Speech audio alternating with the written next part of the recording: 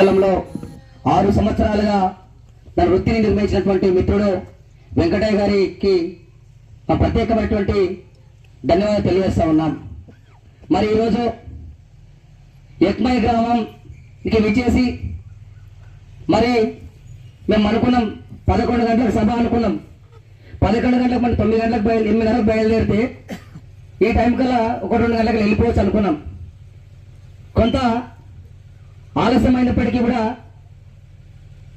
మనం అనేక రకాలుగా ఊళ్ళ గ్రామాల్లో ఉంటాం. పొద్దున్న లేస్తే అన్న, తమ్ముడు, కాక, చిన్నాయన, పెద్ద ఆయన అని కానీ బాగా పలకరిపు ఉంటాయి. అదే హైదరాబాద్లోకి వస్తే అటువంటి పరిస్థితి ఉండదు. పక్క ఊరు కూడా ఎవరు కూడా పలకరించాడు. వారు పొద్దున వాళ్ళ పనికి పొద్దున వస్తే సాయంత్రం వస్తే వాళ్ళు ఇల్లు తప్ప ఇంకో ఆలోచన ఉండదు. మరి గ్రామాలకు ఉన్నటువంటి ప్రత్యేకత వేరు, హైదరాబాద్లో ఉన్నటువంటి ప్రత్యేకత వేరు. మరి ఈరోజు అంబేద్కర్ గారి ఫోటో పెట్టారు.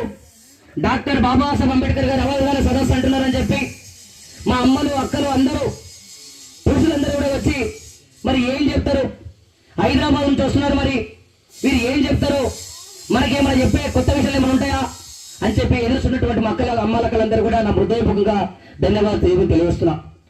స్థానికంగా ఉన్నటువంటి మాజీ ఎంపీటీసీ గారికి, మాజీ వార్డు మెంబర్లకి, నాతో పాటు వచ్చినటువంటి రాష్ట్ర అధ్యక్షులు వినయ్ గారికి, అట్లాగే మా జాతీయ అధ్యక్షులు వరుణ్ కుమార్ గారు వచ్చారండి వారికి, అదేవిధంగా గేట్ రైల్వే అధ్యక్షులు కరగ నాగరాజు గారికి, అట్లాగే రాష్ట్ర కార్యదర్శి అప్పలరాజు గారికి, రాష్ట్ర శాఖ దాసరి ప్రభు గారికి.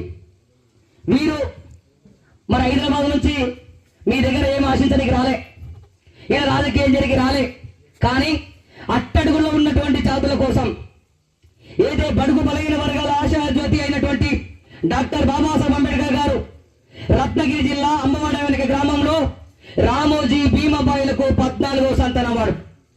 మరి ఈయన రామోజీ భీమబాయిలకు పుట్టినటువంటి కొడుకు. మరి అప్పటికే చాలా మంది కొడుకులు చనిపోయిన తర్వాత చివరి వారు అంబేద్కర్ గారు. అంబేద్కర్ గారు అనడానికి కూడా నేను అర్హుని కాను, అంబేద్కర్ పేరు చెప్పడానికి కూడా నేను అర్హుని కాను. ఎందుకంటే ఆయన పక్కన డాక్టర్ బాబాసాహెబ్ అనేటువంటి బిరుదులు. ఆయన డాక్టర్, ఆయన న్యాయశాస్త్ర కోవిదుడు, లా మినిస్టర్, లా శాఖ మంత్రికి అంటే ఎకనామిక్ ఉంది, పొలిటికల్ సైన్స్ ఉంది. ఈయన భారతదేశంలో 16 డిగ్రీలు 4 PhDలు చదివినటువంటి ఏకైక వ్యక్తి ప్రపంచం మీద ఎవరంటే డాక్టర్ బాబాసాహెబ్ అంబేద్కర్ గారు. మరి ఈయన కోసం మనం ఏం చేస్తా ఉన్నాం ఈరోజు?